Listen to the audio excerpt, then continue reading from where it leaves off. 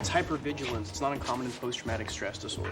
1 in 7.4 drivers in Seattle owns an SUV. I don't believe that intelligence can be accurately quantified, but I do have an IQ of 187 and eidetic memory and can read 20,000 words per minute. Yes, I'm a genius. Not sense, smell. Our apocrine sweat gland releases secretions in response to emotional stress. There's an immediate relationship established between a buyer and seller, a level of trust. If I want to coax a young woman into my car, offer her a test drive. in China, it's called Wei Qi. Here we call it Go. It's considered to be the most difficult board game ever conceived. Particularly psychologically revealing game. There are profiles for every player. The conservative point counter, the aggressor, the finesser. 82% are white males between 17 and 27. Female arsonists are far less likely, their motive typically being revenge. Pyromania as a mental disorder may just be a simple myth, but we do know from precedent that serial arsonists derive pleasure from pathological fire setting. Motives for arson are relatively simple. There's vandalism, crime concealment, political statement, profit. Hi guys, my name's Dr. Spencer Reid. I'm a agent with the BAU, Behavioral Analysis Unit of the FBI, which it used to be called the BSU, the Behavioral Science Unit, but not anymore. They changed it to the BAU. It's part of the NCABC, the National Center for the Analysis of Violent Crime, which is also part of this thing called the CIRG, the Critical Incident Response Group. And I know where the profiles never fit. You were right to tell Morgan not to rely on precedent. The fires thus far have been completely task-oriented. So once they're set, the unsub is done? Exactly. The unsub is not a classical serial arsonist. He's someone who uses fire because of a completely different disorder. Which is? An extreme manifestation of OCD, obsessive-compulsive disorder. The fear of committing sin, which creates so much anxiety that he's compelled to do something to ease that anxiety. The sun god of the Canaanites. In order to keep from incurring his wrath, the people would sacrifice their children to them by burning them alive. OCD involves problems in communication between the frontal part of the brain and the orbital cortex, plus deeper structures, the basal ganglia. About 50% of all bombings are actually the product of vandalism. Rapid escalation, you think he's regressing to a psychopathic frenzy? It's a ballad from the late 1600s, a dialogue betwixt death and a lady. A 17th century ballad. Yeah, essentially a woman begging death to live. There used to be a widely held belief that the eyes record a snapshot of the last thing a person sees before they die. Conversations between death and his victims was a fairly popular literary and artistic theme throughout the Renaissance. Yeah, creepy. It looks like what he's written at the scenes are most of the first 3 verses of the same ballad. Most of? Yeah, it's only one part of the conversation. There's no betwixt. Death speaks, but the lady never answers. Not an answer, a question. I found the full text. He's pretty much following it to a T, at least the death side of the conversation. But why didn't he leave them at the first 3 murders? I mean, this ballad is 10 verses long, just on the death side. He's got plenty to work with. But if it's not part of his signature, if it isn't something that he has to do for an emotional reason, then I mean, why start? Class is the theme of the poem, which he left at the various crime scenes. At one point in the poem, the woman attempts to bribe death, but he doesn't accept it. He says, this is the one moment when riches mean nothing. When death comes, poor and the rich are exactly alike. Actually, it's more like we're looking for a needle in a pile of needles. What? A needle would stand out in a haystack. Okay. And we're not looking for someone who stands out. No, we're looking for a particular needle in a pile of needles. Our conscious minds can process 16 bits of information per second. Our unconscious, however, can process 11 million. Yes, I can actually read this fast. Actually, there may be a physiological basis for it. Don't ask. Reversed asymmetry, monozygotic eggs split late, between 9 to 12 days. The DNA matches right down to the very last stranded code, but there's sporadic documentation of shared physiological pain. Killing his victims intentionally, we would classify him as a sadistic killer. If you knew how difficult it is for local police departments to interact with each other, he may have intentionally crossed jurisdiction lines. You don't have to talk, just listen. On the occasions you assaulted your wife, you were intoxicated. Once the effects of alcohol wore off, you were overcome by feelings of remorse. Genetic factors contribute to alcohol stress interactions. Your mother was an alcoholic, and she was often too drunk to stop the beatings that your father gave you. Age 6, you were orphaned to a family where the abuse continued. Only this time it was sexual. The abuse continued well into puberty. But my one concern is, Eric, did you or did you not continue the cycle with your own children. Not when you're talking to a therapist. The Crawfords made 12 weekly payments to the Applewood Family Medical Center. What about the Millers? How about pharmaceuticals? No one gets therapy these days without a healthy dose of medication. Severe facial tics, the kind that develop after years of taking antipsychotic medication. Some psychotics believe they're being sent messages by the government, God, even aliens. John Nash, he believed he was being recruited by aliens to save the world. His speech is lucid, there's no sign of neologisms, word salad, or loosening of associations. As long as he can systematize, he'll be able to keep his thinking relatively organized. Because the slightest change in tone of voice or choice of words can give the whole thing away. Actually, did you know that dentists and surgeons have been recruited to secretly implant these during otherwise normal medical procedures? This has been happening on and off since the late 1930s. She's right, the chip derives its power from tiny electrical impulses fired between neurons. It has to be in your skin to work.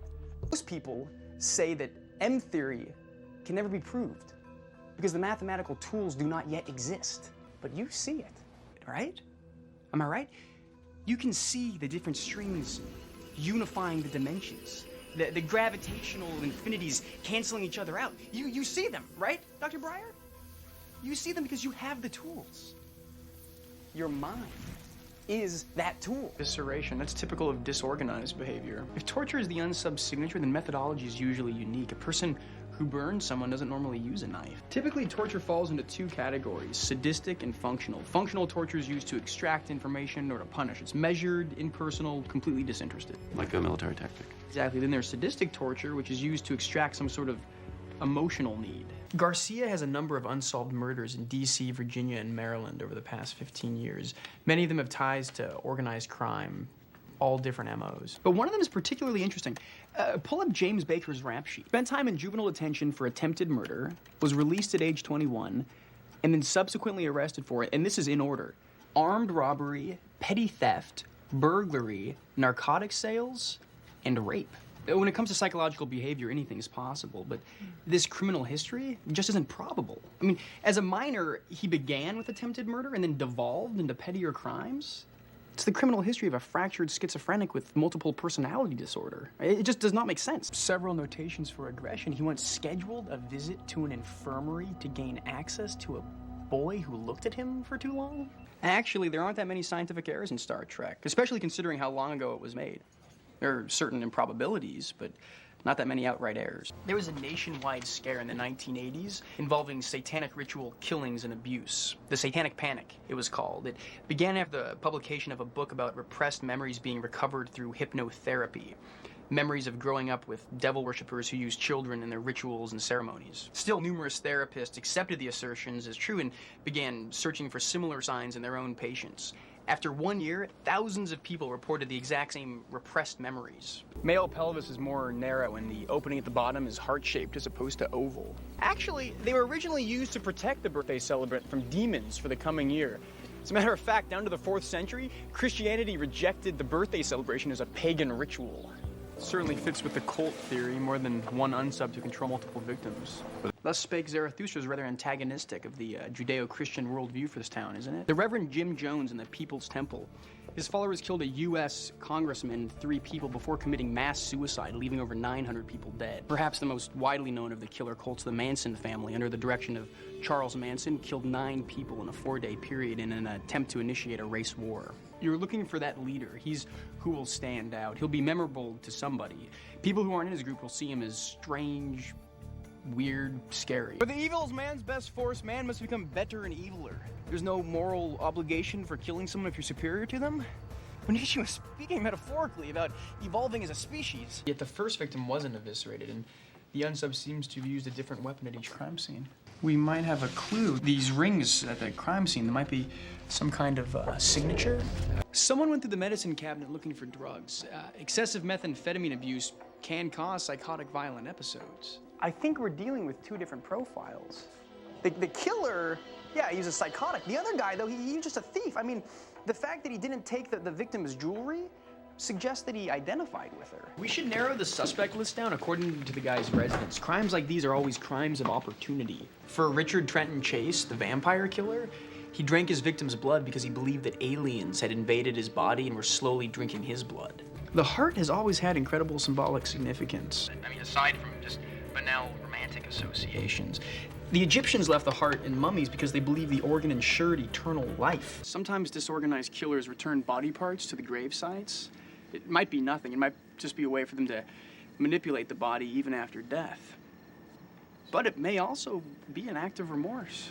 I spoke with a doctor at the facility in Boston. He said Eddie was released a week ago and that he called you to pick him up and that you never came. Long-term stranger abductions of children Billy's age are rare. They represent only half of 1% of all missing cases per year, but they are usually more likely to be fatal. Of the children that are abducted and murdered, 44% die within the first hour. From that point forth, their odds of survival greatly decrease. 75% are gone after 3 hours. Virtually all of them are dead after 24. It's not uncommon for predators like these to know kids that live around his area. The neighborhood's already crawling with uniforms. They're everywhere. CARP is just a guideline for immediate response to child abduction. Believe it or not, we're already late in the game, and we do know enough about this Unsub to know that if he feels like we're closing in on him at all, he will kill Billy to avoid detection. If anything, we need to lessen the pressure on him. Since he used the missing dog ruse, and we believe him to be a regular fixture of the neighborhood, it's quite possible that he truly does own, or did at one point own, a dog named Candy. We'd recommend cross-checking the veterinary records with the residents in the neighborhood. I remember them coming to my classroom. It was officer-friendly with stranger danger coloring books. Our Unsub is a solitary individual. He's the type of guy to insert himself into an investigation. I mean, wouldn't it make more sense that he wouldn't have answered the door during the initial canvass? It is next to impossible to control breathing, speech patterns, body language when the body's under extreme duress. Maybe if we compare hotline tips with anyone who wasn't at home during the initial canvass. Suspected he has an extensive collection of deviant photos and cartoon downloads. Gideon, we searched the entire house, upstairs, downstairs, everywhere. There's no sign of the girl, or that she's even been here. It is possible that he moved her. Polly Klaas was found 25 miles from home, Danielle Van Dam 30, Samantha Runyon 52. But keep in mind, we were 20 hours late getting involved. Check the lab reports. Maybe there's a clue to the Unsub's motive and the specific nature of the poison he used. That's consistent with information we just received from the lab tox screens. They didn't find any trace of PCP or any other drug indicating the Unsub was intentionally trying to make people violent. But they did find traces of rohypnol in all the victims. Right, and one of its side effects is amnesia, which explains why none of the victims remember how they were poisoned. This individual was savvy enough to use rohypnol to obstruct our investigation, erasing the memories of the victims of how they were poisoned. Help us figure out which cases, if any, are real. Can you take us to the doctor that's treating that patient? Sounds like rohypnol. Did you test her? Biological agents that have a similar symptom. Ricin, sarin gas. You think this is a biological attack? Can't rule anything out. He's far more sophisticated than we realized. Botulism toxin is the deadliest substance known to man. It blocks acetylcholine receptors, paralyzing its victims until basically choking you to death. Without a antitoxin, a lethal dose will kill you in 36 hours. In New Jersey, quite a few. It's the pharmaceutical and chemical capital of the U.S. So the toxin can be ordered in the form of Botox through any chemical or biological lab or Botox clinic. It has to be purified, but any chemist or lab assistant has that capability. Once caught, these types usually do. They want the whole world to know about their brilliant plan to destroy their enemies. I'll check witness reports, forensic evidence, anything that might be a clue to this guy's plan.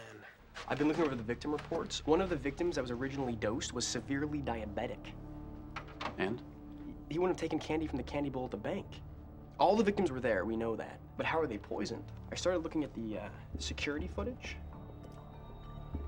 We know Lynn Dempsey replaced some candy from the bowl. But look how close that jar is to the deposit envelopes. Now watch this. See that? Her hand is directly in the stack of envelopes. So you think the envelopes were poisoned as well as the candy? As Lynn Dempsey was dying, she kept saying something like, the end, the end. I think what she was saying was the envelopes. I mean, what was it that Hill was actually testing? The rohypnol, the LSD? The delivery system. Exactly. Botulinum toxin and LSD are the only two substances in the world toxic enough to be effective in doses as small as 1/1000th of a gram. Small enough to fit on the glue strip of an envelope. But the CDC didn't find any evidence of poison on the envelopes. They wouldn't have. The envelopes were destroyed after the checks were deposited and processed. What I can't figure out is why would he test the envelopes to poison the punch? The victims need to ingest the antitoxin within 4 hours from the time they were poisoned. There's nothing about the dynamics of Sarah Jean and Jacob's relationship. Garcia, this will be the first serial killer couple ever recorded for VICAP. Fearing that the police were onto them, Jacob figured Riley would slow them down, so he ordered Sarah Jean to kill him and dispose of the body. Prison records show that Jacob is a sexual psychopath. They were inconclusive on Sarah Jean, though. They said her demeanor was more like that of a war victim's. Thus, he was alone when the abuse occurred. So in order for him to fulfill his fantasy, he has got to be alone with his victims. Yes, true. But we're also convinced that she was the anonymous caller that made the phone call that nailed Jacob. It completely goes against his need for power, manipulation, and control. Why give it up? I mean, what's the payoff? Somewhere where she believed he'd be safe. You know, you should check local newspapers, too, see if anyone reported any abandoned babies. She really only had a maximum of 3 hours between police visits. It was 4 p.m., so traffic was pretty heavy. Whatever she did with Riley, it had to be local. Why doesn't she just tell us where Riley is? You know, it's quite possible she doesn't even know where he is anyway. We are about to meet Max Ryan, the guy responsible for catching the Boise child killer. Have you ever talked to him before? He's written a new book on the Keystone Killer case. Yeah. What is the significance of black bra and gray wool socks? Repetitive thinking is a death knell for the brain. For complete brain usage, diverse stimulation is the key. 184. I read it on the plane. Ted Bundy only killed women that looked like his fiancée. But then he devolved and he brutally attacked a house full of sorority sisters that looked nothing like his previous victims. He went off script. His final victim was a 12-year-old girl. When police found the van that he used to kill her, the amount of blood revealed that he had lost complete control. It was that de-evolution that eventually led to his capture. It's backwards. S. Harbin. There was a Scott Harbin on Ryan's original suspect list. He strangled 7 women in the 1980s, stopped for 18 years, and then began again suffocating them. 10% of all violent crimes are caused by strangulation. It only takes 11 pounds of pressure to fully incapacitate your victim, and if you hang on for at least 50 seconds, they'll never recover. It's a lot of hospital records. What's he been doing since? There are just too many hospitals, clinics, long-term care facilities. We'd be sifting through records for weeks. In America, someone's involved in a car accident once every 10 seconds. Hotch was entirely correct about the photography. The cellar's where he develops his photographs. These entries are detailed enough to let him relive the kills for years. These photographs are at least 20 years old. Look at the hairstyles, the clothing. His recent themes of communication have been about old friends, unfinished business. His car accident was in the Fairmount district of Philadelphia. That's exactly where Carla Bromwell lived. It's not about finding a new type of victim. It's about a specific target. No single unsub could have exerted this much control over so many people. 3 or more that kill in unison. As in nature, the group dynamic dictates that the pack's survival is dependent on their ability to hunt successfully. I think I know why. The unsub avoided areas of skin on the wrist and the throat, areas where the veins and arteries are closest to the surface. I know this is gonna sound strange, but the way the victims were flayed alive, mutilated, and now the impalement display of this last victim, these were all war rituals of the Native American Plains Indian. Yeah, last year the Supreme Court ruled that cities can use eminent domain authority to seize and repossess undeveloped private land for private development. The Gahay are mighty spirits who dwell in desert cave. Sorry. Of all the Native American tribes, the Apache were most renowned for their tracking ability. It was said they could track a man or animal through any condition by simply noticing the slightest disturbance in the environment. Each torture ritual had specific religious significance, but only to the tribe that practiced it. It's highly unlikely that any one tribe would mix them all together like this. Whoever did this obviously had knowledge of Native American culture, but they had absolutely no practical understanding of it. Hello, Ingrid. I'm Dr. Spencer Reid. I'm with the FBI, and I was wondering if you could... Excuse me? We're looking for the cult leader, typically men between the age of 25 and 35 with a high level of intelligence, a sociopathic underachiever with an extremely abusive childhood, and obviously someone with an interest in and affinity for Apache culture and rituals. Jackson Gordon Kelly, 32 years old, spent most of his childhood moving from foster home to foster home. Simply another sad but unremarkable statistic, aside from the fact that he had an IQ of 189. At 18, he spent 22 months in prison for auto theft. I just spoke to the warden at the prison. Said when he was there, he found religion and began preaching to his fellow inmates, and that he once convinced a mass murderer he was doing time with to beat to death an inmate that was threatening Kelly. Spent 22 months in the clink, was released, and then bounced from university to university studying, you guessed it, Native American cultures. Charles Manson claimed that he ordered his followers to kill whites in order to initiate a race war, something he referred to as helter-skelter. First attack was designed to look like Indian, but they didn't. How could they? We had them put under surveillance. Did you know the original Zodiac killer actually continually changed his victims? Young, old, men, women, white, black. I'm looking forward to seeing New York. We've never had an unsub there. The fact that he kills in a major urban setting without detection indicates that he's highly intelligent. This train goes express after midnight. It doesn't even stop here. His last fare was logged in an address on Church Street. Do you have any idea what's there? Explains how he got a cab. Lawrence Bittaker and Roy Norris drove ice picks into their victims' heads and broke off the handle. It's possible our Unsub is sort of a serial killer groupie. An Unsub's signature is his own extremely rare combination of MO and ritual. An Unsub kills to satisfy an inner need. He'll continue killing until that inner need, which is based on a ritual, is lived out perfectly. Because reality never lives up to fantasy, this becomes an impossibility. I'm sorry, would it be possible to maybe slide that thing out of his ear? He's not using just any knife, it's made of flint. In Egyptian mythology, flint was the symbol for protection and retribution. With hieroglyphics, they used to depict dangerous animals like scorpions and snakes being cut with flint knives in order to render them powerless. Serial vigilantes are extremely rare. The exaggerated drama of these killings suggests that they're somehow personal. He or someone close to him was likely the victim of a violent crime. His first killing was possibly against his original attacker. And since then, he's developed an overblown sense of justice in order to justify that killing to himself. When someone like our victim is killed, police refer to the murder as a public service murder. Can I get a fork, perhaps? Experts credit Confucius with the advent of the chopstick. He equated knives with acts of aggression. It's like trying to forage for dinner with a pair of No. 2 pencils. The Mad Bomber was a major inspiration for the Unabomber. He eluded cops in New York for 16 years, starting in 1940, but he kept his promise and never set off a single bomb during the Second World War. Why hasn't he contacted the press yet? He's getting more confident. The exact same thing happened with the Getz New York subway shooting in the early 80s. You weren't even born. I read a lot. He might have had a personal brush with crime. When it happened, he talked about it all the time, but now you realize he hasn't mentioned it in quite a while. Sounds like pretty good work. His access is unbelievable. He's practically scooping us. Killers often harm their victims in ways that they themselves have been harmed. The witness at the church said that the Unsub was doing a piano-like motion. It's called steno. It's basically a phonetic series of syllables. No court reporter takes notes the same way, so no one can translate them but the reporter himself. Judging by his elaborate filing system, Doyle obviously has obsessive-compulsive disorder. People with OCD often finish tasks and then go back to the beginning and start over. I think I might have one, guys. Ted Elmore. He shot and killed both his parents after claiming self-defense for years of physical abuse. Thanks. This is Special Agent Jason Gideon. This is Parker Dunley. We went to high school together, as you can probably gather. Jason's a big contemporary art enthusiast. Do I look 12 years old to you? 14? Hi, I'm Dr. Spencer Reid. I'm Spencer. You don't have to call me doctor. Me? No. We're running a training service about profiling for the Los Angeles Police Department. Yeah, I'm with the behavioral analysis unit of the FBI. We psychoanalyze crime scenes in order to gain a better understanding of the criminal who might have committed the crime. What? No, I'm not psychoanalyzing you. It's just, today we thought we'd focus on what is probably the most important component of profiling, or for that matter, any investigative technique, victimology.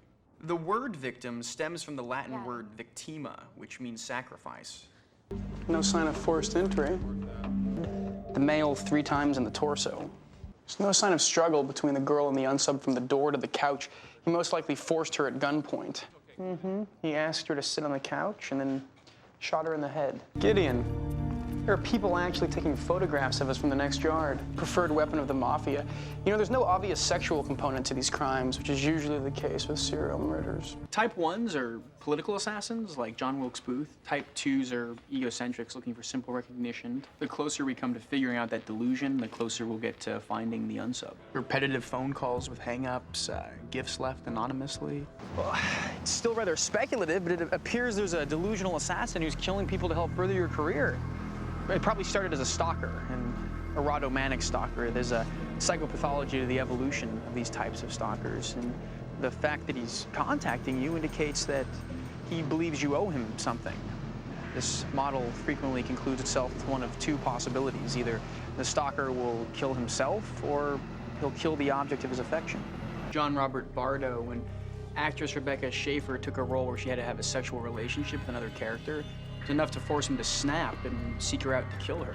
The Unsub has not directed any violence towards Miss Archer, but he has shifted his focus from those around her to her directly. That is English, actually. We're discussing the verb tenses. You know, there's been no physical threat to her. She might be safe just staying put as opposed to anywhere else. Sorry if I was insensitive last night. Yeah, no, we're pulling up right now. Uh-huh. There's a marked car out front. Yeah. Got it. I'll check it out. I just need to run through some security measures with you. You should also probably change all your phone numbers.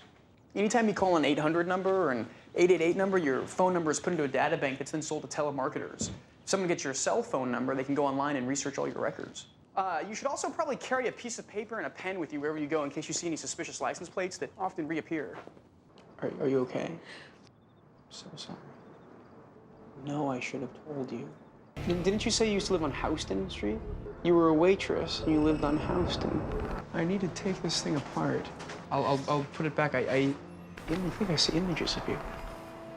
Guys, that's the guy I went to high school with, Parker Dunley. Answer the phone, act completely natural. The longer you keep her on the line, the more likely we'll be able to trace the call. Trust me. Garcia, I need an emergency trace on a cell phone call to Lila Archer's cell phone. 323-555-0129. Don't hurt her. You don't need to hurt her. She loves me now. She told me so. We were in the pool. She kissed me. Now she loves me, okay? Tell her we kissed in the pool. Looks like you're gonna be pretty busy. Believe me when I say this. I've never known a normal day in my entire life. Yeah, I'd like that a lot. I kissed her in the pool. It's so weird. It doesn't even feel like it really happened, you know? Yeah. Yeah, I kept explaining to her about transference and the fact that, she probably only liked me because I was there to protect her. Let me ask you this. Have you ever crossed the professional boundaries with a victim, the case you were working on? It's pretty bad, right? Has there ever been a girl that you wanted to be with for more than, just one night? I'm just trying to figure out if this feeling I have is ever gonna go away. La Casa del Perro? That's what I said. Andre Chikatilo, one of the most prolific serial killers of the 20th century. By the time they found him, he'd killed more than 50 people. It's a fact that there are 12 times as many broken families in the US than in Mexico. Day of the Dead, 3-day Latin holiday where souls of dead relatives are said to return to Earth to enjoy the pleasures that they once knew of. I was reading, I picked this pamphlet up at the airport. Have you run a DNA analysis on these? Get them to the FBI. At the very least, they'll be able to tell us the gender of the drinkers. Thought he was a woman. The woman Roberto described, a social worker, that's a common ruse for old lady killers. What if she is really a he in women's clothing? He comes to the door, knocks on it. It's a lot easier to track a rapist than a killer because you have witnesses. First murder happened in September. He most likely fantasizes that the victims are his girlfriends, and of the different types of rapists, he's the most likely to be dissuaded if the victim screams or struggles in any way. There's actually one more. So far, I've found more than 3 dozen men who fit the target profile between the ages of 35 and 50. How did I do? The daughters of the last 2 murder victims, Trejo and Santiago, never came forward. If we can assume they were raped, then according to the board, the next rape victim in line was... Actually, you do. Hey, did you know Alexander Graham Bell and Eli Gray both simultaneously invented electronic sound transmission devices? It came down to a race betwixt the two. Arranged in 16 separate rows. Morgan thinks Elle is a boyfriend. Who he is, he's not really an unsub. Why are they calling us? He's not heading for Orlando. It's second only to Las Vegas in the number of hotel rooms. Strange, so many serial killers make a hobby of photography. Must have something to do with the act of voyeurism. They're all classified as wet drownings, which means the victim was alive when they were submerged. They could feel their lungs filling up with water. It's an extremely painful way to die. We were just discussing drowning as a cleansing ritual. Large house with hardly any furniture. I noticed a luxury car in the garage, but it's at least 10 years old. Gideon, check this out. This guy's got like 20 different suits. Some Italian, some tailored, some leisure suits. He's got a mechanic's uniform. Wide assortment of watches, wallets, approximately 20 different pairs of shoes. Probably reinvents himself with each deal he makes, plays a different role. This guy's a chameleon. He can adapt to any situation. From the outside, this house seems clean and shiny, but it's like it's all for show, like it's a facade to hide what's really going on. Probably has something to do with this. Someone's trying to disguise himself. Usually this type of killer goes through 2 phases, guided and random. When the random phase begins, the kills seem to be without design and there's less time in between them. At that point, he's lost total control. These records indicate that he went to high school in 4 different states. And maybe he's revisiting places where he feels comfortable. The latest hotel records indicate that he checked in using his own name. That type of money, he could charter a plane or buy a ticket virtually anywhere in the world. Your son's a narcissist with split personality. He's able to gain his victim's trust before inflicting pain upon them. This is most likely derived from an incredible amount of self-awareness. How old was Mark when that happened? Were they close? Typically, when a child loses a mother, he sees her as a victim, which, theoretically he'd want to protect women. More likely to lash out against the father, blaming men for needing punishment, but Mark didn't do that. Maybe he blames her because he thinks she abandoned him. Maybe something with his parents' relationship that scarred him during childhood. Guys, I know he ruled out flying, but it's hard to ignore the fact that his last known location was a place that literally had thousands of international flights a day. We know someone who murders by drowning wants to invoke fear. If water symbolizes emotion, it says they're overwhelmed by their own unresolved issues or facing some sort of major life crisis. It suggests a release of the old is necessary to emerge and begin anew. No, I was just thinking about the information we released about Mark Gregory at the press conference. What about it? Well, we described him as someone who's engaging, confident, poses as people with authority, but this is a guy who's flying under the radar. So what, we made a mistake? No, not at all. No. We're dealing with a killer who's highly intelligent and incredibly resourceful. You would think that we'd pushed him to change what he's doing. To what? Maybe he's not using a simple ruse anymore. Normally, when a parent dies, the other parent tends to overcompensate by building a shrine of pictures, leaving their personal effects untouched, sometimes for years. You didn't happen to do that. The fact that he witnessed his mother die at such a young age clearly affected how he regards women. Something must have happened to feed that distrust, to give him such a distorted view of relationships. Mark was smart enough to know what was going on. That explains his issues with infidelity, his hatred towards women, and now why he tortures and drowns them. His first victim was married. She was having an affair with him, which clearly reminded him of what his mother did to you. You do know that Doug Gregory isn't the killer, right? And if that mother had a negative influence on him, in this case she was an adulteress, it invalidated not only the father, but it reflected poorly onto the son. Because she was his mother, he saw her as a saint, but because she was a cheater, he also saw her as a sinner. It doesn't look like it could be a fatal car crash. All the damage was done on the passenger side. What was her official cause of death? With no discernible damage done to her, keeping her trapped in the car, what would cause a taller mother to drown and a smaller child to survive? Call me cynical, but considering it's 2 a.m., I doubt it's good news. Only someone in this unit could have given Hassan that information about his family. Taking in all factors discussed, age, rank, and field status, and if you eliminate all non-field agents, we're left with a total of 16 candidates. It says here he had 6 years experience as a weapons system designer and an IQ of 197. He butted up against the system and didn't deal with authority, and they moved him into field operations in China for 8 years before transferring him here. Actually, you might want to start by profiling Summers. Summers was obsessed with his own security. He didn't care about money or possession or family. All he cared about was his job. He was a classic control freak, a meticulous paranoid, in an environment that he could control. So we'd ask that question ourselves. Guys, we missed something on that tape. 100 meters southwest of your current location. They're right in front of you. Actually, Hassan is alive and well. He's en route. That's all the proof we'll need. What I don't understand is why he invited us here to going home. Have a good one, guys. How's she doing? Mom's of the belief that you can find adventure all around you if you just look. That's what happens when you're a professor of 15th century literature. Maybe it's better if I just let her rest today. Yeah, I'll come back tomorrow. Give this to her. It's Marjorie Kemp, her favorite. Thank you so much. Thanks. She will die unless you save her, Dr. Reid. Call Gideon, he knows. Hey guys, Garcia told me where to find you. It's medieval. The days used to be broken into hourly intervals. The canonical hours of the breviary. Prime, 6 a.m. Terce, 9 a.m. Sex, 12 noon. None, 3 p.m. And Vespers, 6 p.m. Not if we can block that window out. Do you have any spotlights in your car?